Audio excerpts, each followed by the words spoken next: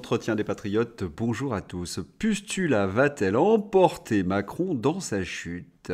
Maire PS en garde à vue. Stupéfiant.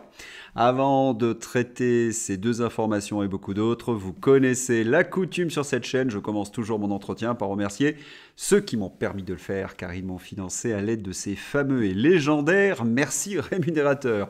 Et aujourd'hui sont à l'honneur des fidèles parmi les fidèles. Richard Tellman, Roland Terlutte, Yann Penaud, Pierre Bourdin, Bérimbaud, Gérard Varessano, Lina Jean-Merle, Philippe Bohen, Marcel Sage et 082 739. Merci à eux du fond du cœur. Et puis je tenais à vous remercier pour votre fidélité, vous aider la réinformation. Et vous savez comment faire. Un petit pouce levé, la diffusion sur d'autres réseaux sociaux et l'écriture de gentils messages. La nouvelle vient de tomber, stupéfiant. Une mère PS vient d'être en garde à vue parce qu'elle avait chez elle 20 lingots d'or, 60 kilos de cannabis, 1 kilo de cocaïne et 7 000 euros saisis, 7 000 euros en liquide bien évidemment. Mais qui est cette jeune femme? Eh bien, c'est Jamila Absaoui, qui a été élue maire d'Avallon en 2021. Elle a succédé à l'ancien maire, Jean-Yves Collet, qui avait démissionné. Cette femme, donc, vit avec son père et son frère, vers qui se tournent principalement les premiers soupçons, indique de son côté France 3 Franche-Comté.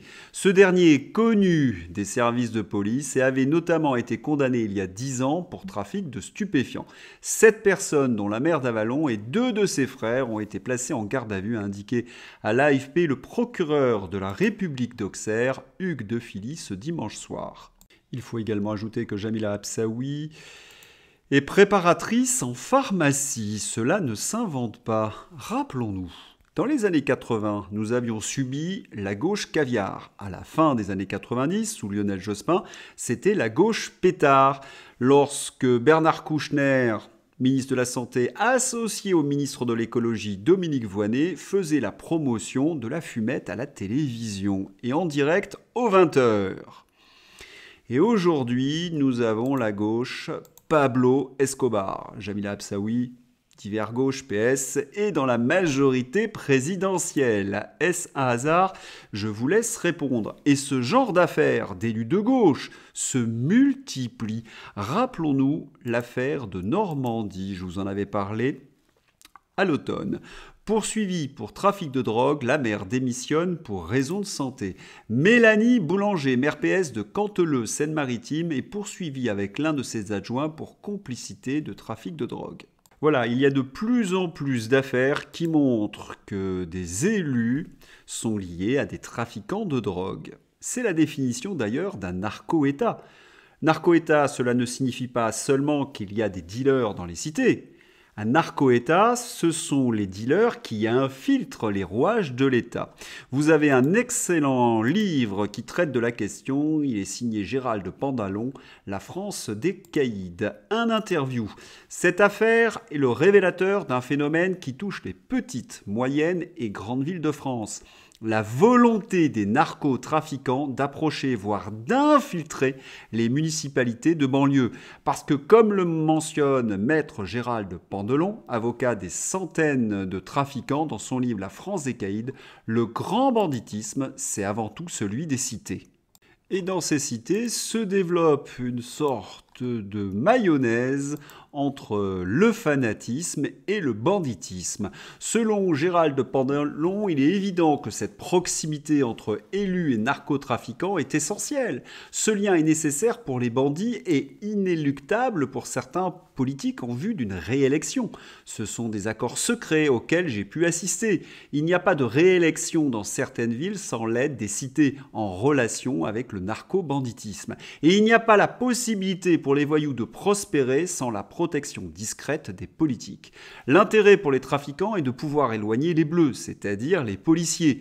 Personne ne rentre dans les cités, résume maître Pandelon.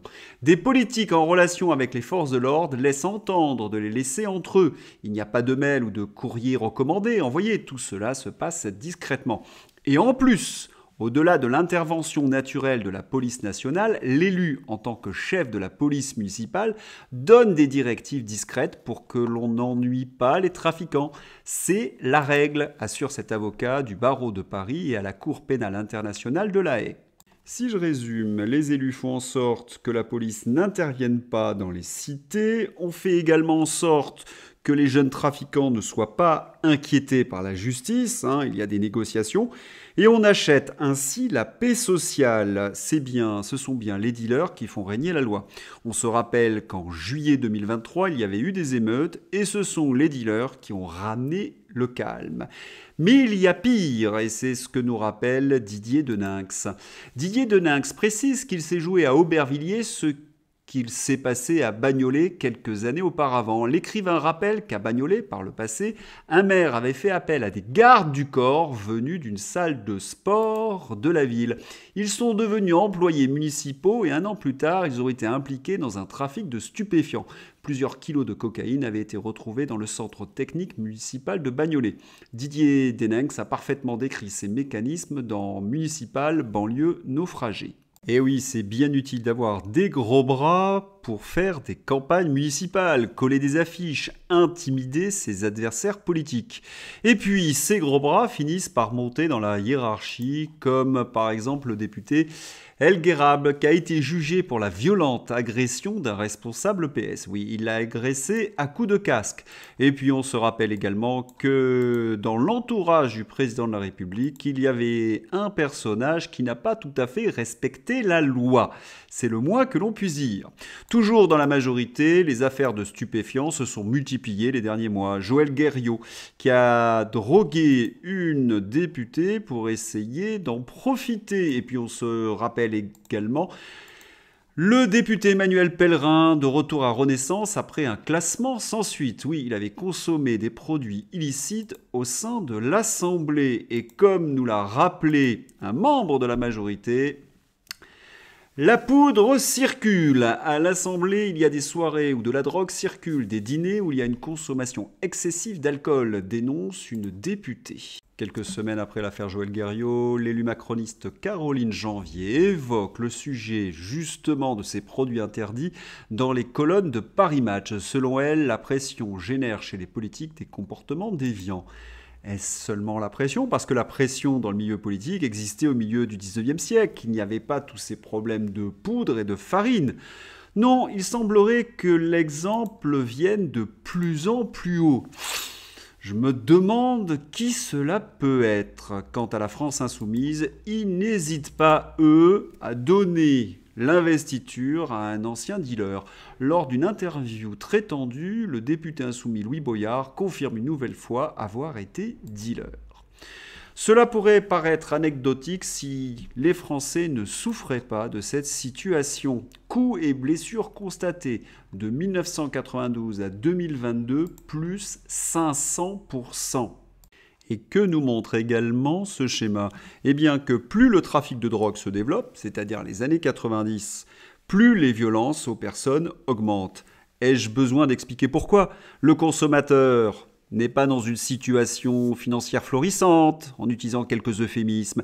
Il raquette, il vole, il agresse. Quant aux bandes, elles se livrent une guerre perpétuelle pour le contrôle du territoire.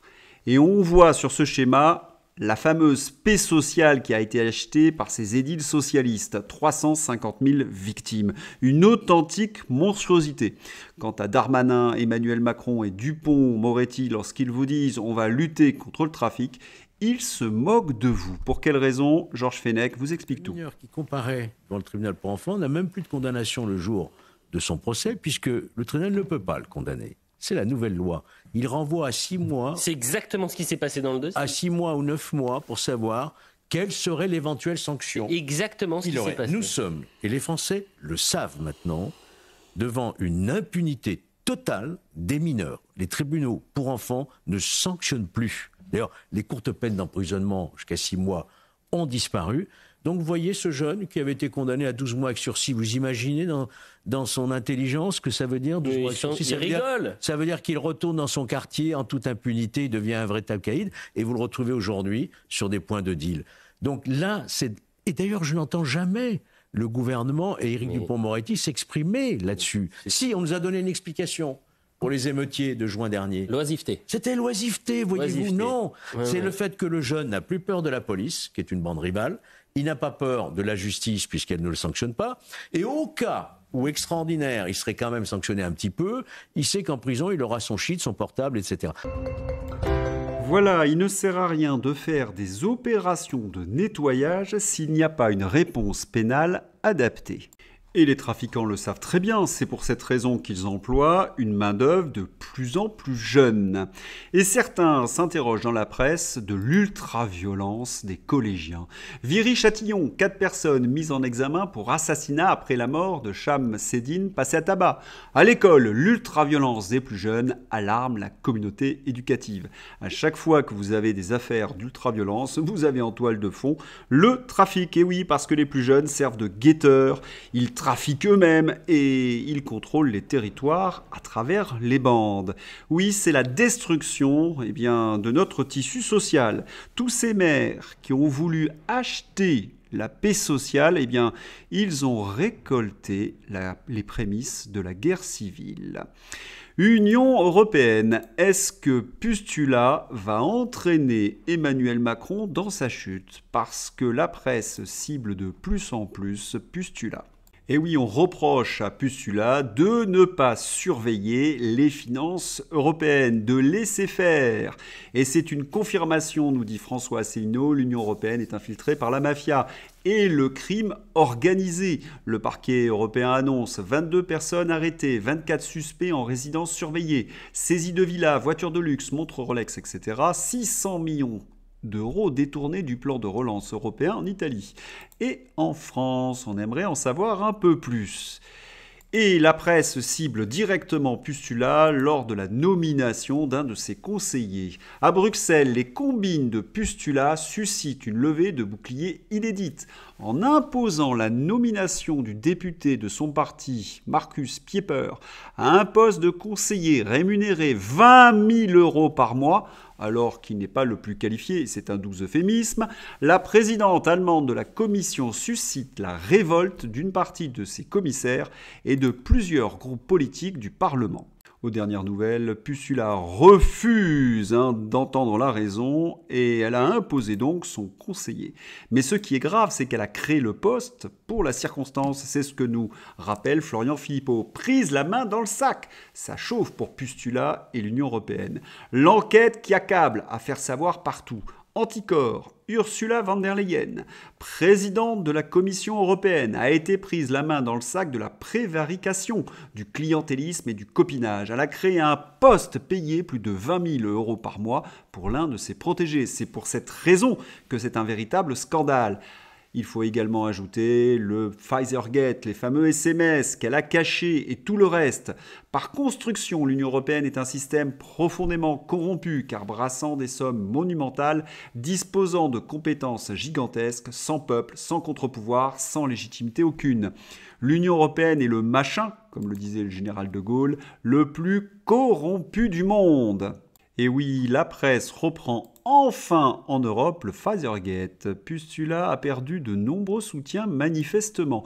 Un petit rappel avec Atlantico. Pfizergate, le médiateur européen, appelle les médias à cesser de se taire sur les agissements de Pustula. La nature et l'ampleur des cas de mauvaise administration que j'ai découverts au sein de l'Union européenne nécessitent un débat public plus large, a déclaré la médiatrice Émilie Aureilly. Et aujourd'hui, en effet, de nombreux médias se font l'écho des mauvaises décisions de Pustula. Tenez, en Allemagne, le RKI File, c'est Dupont-Aignan qui vous explique tout dans une vidéo indispensable. Elle dure 25 minutes, je vous mets le lien dans ma description. Il faut absolument écouter Nicolas Dupont-Aignan. Et en quoi Pustula pourrait être touché par ce scandale? Eh bien, on apprend que les autorités compétentes, scientifiques, n'ont pas été écoutées par le ministre de la Santé. Oui, il a fait exactement l'inverse. Et pour quelle raison? Eh bien, les RKI Files montrent qu'il y aurait une forme de cabinet noir, qu'il y aurait des influences occultes.